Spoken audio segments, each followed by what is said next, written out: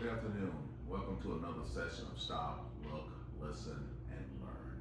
Today we're going to be talking about the capital asset pricing model, which is one of the cornerstones of finance. So let's jump right in. So the first question is, what is the capital asset pricing model? Well, it is what we refer to as a single factor model that specifies the relationship between systematic risk and expected return of a particular asset. Now, the capital asset pricing model has a number of assumptions, many of which are pretty unrealistic. And so let's start off by looking at those assumptions. So on the far left-hand side, there are about 10 assumptions that you need to know for exam purposes. The first one is free access to information. So the assumption here is that all investors have access to all of the information that's out there at the same time. Second one is that there are no transaction costs, so you can buy and sell stocks without incurring any kind of commissions or other fees, which, as we know, is not the case. The third one is that assets are infinitely divisible, so you can purchase, 0.5 shares, 0.25 shares, whatever the case may be. You don't have to trade one share or 100 shares. You can trade any number of shares. The fourth assumption is that there are no taxes. The fifth is that we can borrow and lend at the risk-free rate. 6, short selling is allowed without any kind of restriction. 7, only expected returns and variances, or the mean variance, those are the only two things that investors care about when they're making their investment decisions. 8, all assets are marketable. And 9, there's imperfect competition. And 10, the assumption is that we are all market takers, so no individual investor's allocation decision can impact market prices. So we basically take the prices as they are, and we can't change the prices. Now, a number of those assumptions are unrealistic, but they're necessary to build the model. Now, the second thing the model does is it looks at total risk of a portfolio or an asset, and it decomposes the total risk into two components. The first component is what we refer to as asset-specific risk or unique risk, and those would be risks that would be specific or unique to a particular asset or a particular company. And the assumption here is that asset-specific or unique risk can be diversified. And the way you diversify that is by increasing the number of assets within your portfolio. And the second type of risk or component of risk is what we refer to as systematic risk. And that's the risk that cannot be diversified. That's the risk that all companies will be subject to. So for example, inflation, interest rates, and things of that sort. So no company can diversify away those particular risks. Now, if you look at the chart here, on the horizontal axis is the number of assets in the portfolio, and on the vertical axis is the total risk of the portfolio. So if you can see, as we start off with, say, one asset, well, then the risk is pretty high. But then as we add more and more assets to the portfolio, you can see the risk comes down, and then it reaches a limit or a certain minimum. And that minimum, which is represented by the horizontal part of this graph, is what we refer to as the systematic risk. So all the risk above that would be unique or asset-specific risk or idiosyncratic risk. And you can get rid of the idiosyncratic risk by increasing the number of assets in your portfolio. So the implications of that is, under asset pricing model, capital asset pricing model, you're only compensated for the systematic risk. You're not compensated for idiosyncratic risk or asset specific risk, And the reason is that you can get rid of that risk. So if you can get rid of that risk, you're not going to be compensated for it, right? Now, let's look at the CAPM formula. Now, basically, what the CAPM formula says, as I stated earlier, it tries to capture the relationship between systematic risk and the expected return of a particular asset. So it starts off by saying that the expected return of an asset is going to be equal to the risk-free rate, and you can think of that as the rate on a short-term government bond, and you add to the risk-free rate the beta of the asset. Now, the beta of an asset basically measures the asset's sensitivity to movements in the market, right? And we're going to take that beta and we're going to multiply it by something that's called the market risk premium. Now, the market risk premium is equal to the difference between the expected return of the overall market. An overall market here would be something like the S&P 500. That's typically used as a proxy for the overall market. And the difference between the expected return on the overall market and the risk-free rate. So in other words, you can invest in an asset that has no risk and earn the risk-free rate, or you can invest in the market portfolio, which does have some risk, and as a result, you're going to be compensated more because of the risk that you're taking on. And the difference between the expected return on the market portfolio and the risk-free rate is referred to as the market risk premium, or the price of risk, if you will, right? And so the expected return of an asset is simply going to be the sum of the risk-free rate plus the product of the beta of the asset and the market risk premium. Now, the beta of an asset is essentially equal to the covariance of that asset in the market divided by the variance of the market. So an asset that has a beta of 1 would have the same level of risk as the market, and you would expect that asset to earn, or that portfolio to earn, a rate that's equal to what the expected return is on the market.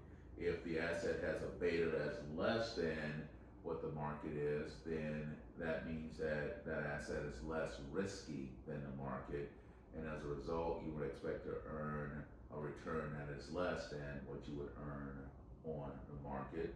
And if the beta of the asset is greater than 1, then that means that that particular asset or that particular portfolio has risk that is greater than the risk in the overall market, and as a result, you would expect to earn more than the expected return on the market, right?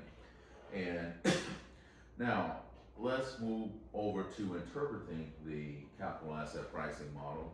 So essentially, what it's telling you in words is that the expected return on a particular asset or portfolio is going to be a function of 3 things. 1, it's going to be a function of the risk-free rate. 2, it's going to be a function of that asset's covariance with the overall market, or its beta. And it's going to be a function of the market risk premium, which is the difference between the expected return on the overall market and the risk-free rate. And so let's take a simple example here.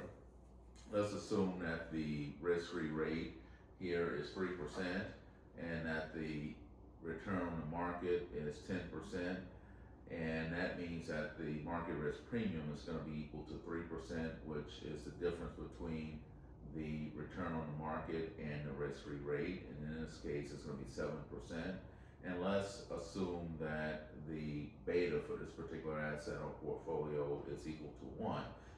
Well, in that case, what that means is that if the beta is equal to 1, then that means that this asset has the same amount of risk as the market, and as a result, you would expect it to earn a rate that's commensurate with the rate that you would earn if you were invested in the market. And so if you look at the chart here, you can see that if you take the beta at 1 and you go all the way up here, you see that the expected return here is indeed 10%.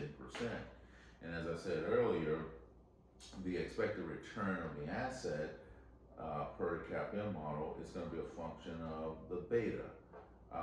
And so as you can see, as the beta increases, the expected return increases, and as the beta decreases below 1, the expected return decreases. And that's because you have this risk-reward trade-off. So the more risk you take, the more compensation or return you get for taking more risk. The less risk you take, the less return you get, because you're not taking on much risk.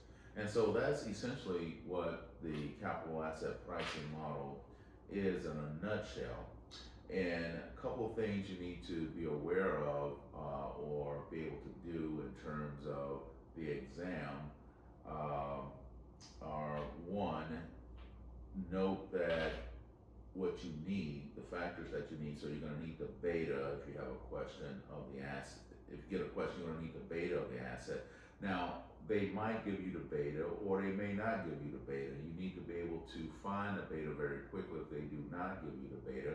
So for example, they might just give you the correlation between the market and the particular asset or portfolio, and the standard deviation of the market and the standard deviation of the returns of the assets. And so based on that, you will need to be able to compute the beta. So in other words, what you would need to remember is this formula here, which is that the covariance of the market and the asset is going to be equal to the correlation of the asset in the market times the standard deviation or return of the market and the standard deviation or return of the asset.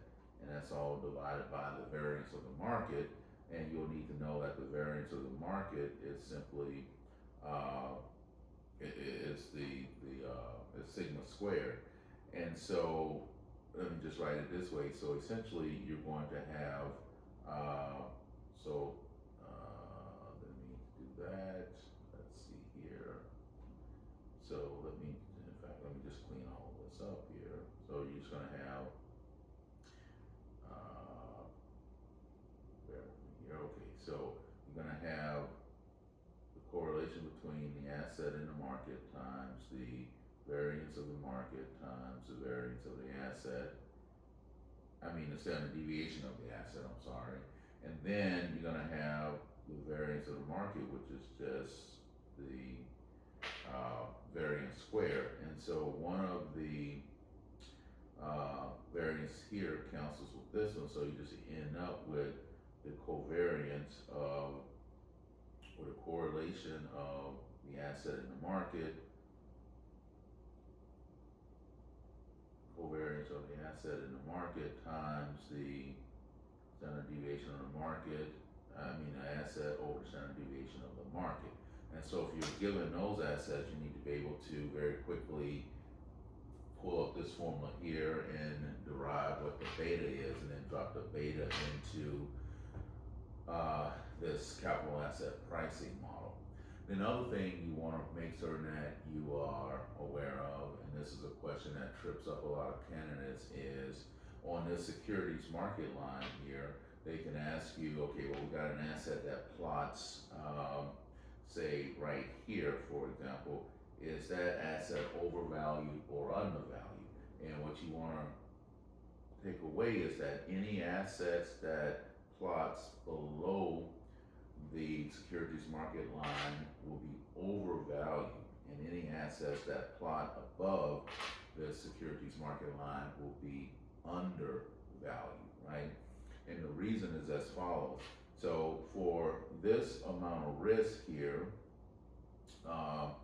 this asset should be earning a return that's equal to this amount here, but instead it's slated to earn a return that's much less than that. And the reason is because that asset is overvalued. So what would happen if market participants see a situation like this? They say, okay, for this amount of risk, this asset should be earning this amount of money, this return here, but it's only earning this, expected to earn this amount of return here. What they will start to do is they'll start to sell that asset because they'll say that it's overvalued. And as they sell that asset, then the price comes down, and as the price comes down, the expected return of that asset will rise. So that's the reasoning that you want to go through. And by the same logic, if investors uncover a situation like what we have here, where for this level of risk, this asset should be expected to earn only this amount here, but instead it is, earning this amount here. So what they would say is that this asset is undervalued, and so what they would do is they'll start to buy more and more of that asset because they're saying, well, this is not very much risk, but I'm being overcompensated for this little amount of risk. So people will rush in to buy that asset, and as they buy more and more of that asset, they'll bid up the price of that asset, and as the price of that asset increases, its return will start to come down towards what it should be here. And then of course any assets that plot on the security market line is fairly valued. So those are the types of questions that you can expect to see on the exam, and so make certain that you don't get caught up with those questions. And the key point here is, if you're below the line and you're overvalued, if you're above the line, you're undervalued. So just think of it as being the opposite, but that's the underlying reasoning why if you're below the line, you're overvalued. If you're above the line, you are undervalued, right? So that in a nutshell is really what the capital asset pricing model is all about, and you need to make certain that you commit the formula to memory. So if someone wakes you up in the middle of the night at 4 a.m., you need to be able to recite it right away with no problem. So you definitely have to know what this formula is, and then be very comfortable using it. Also, as I said, with respect to some of the components of like a beta, they might give you the beta, but they may not give you the beta. They'll give you other information that you can use to calculate the beta. Sometimes they'll tell you what the market risk premium is directly. So for example, they might say, in this case, the market risk premium is 7%, but in other cases, they'll just say the expected return on the market is 10% and the risk-free rate is 3%. And from that information, you'll need to be able to compute the market risk premium that you will use in your calculations with this formula here. So that's pretty much all I wanted to cover with this, but make certain that you know this very, very well. It will definitely show up on the first, second, and third levels of the CFA, as well as both part 1 and part 2 of the FRM exam. So thanks very much for watching, and please don't forget to subscribe to our channel. Best of luck preparing for your exams, and have a great day.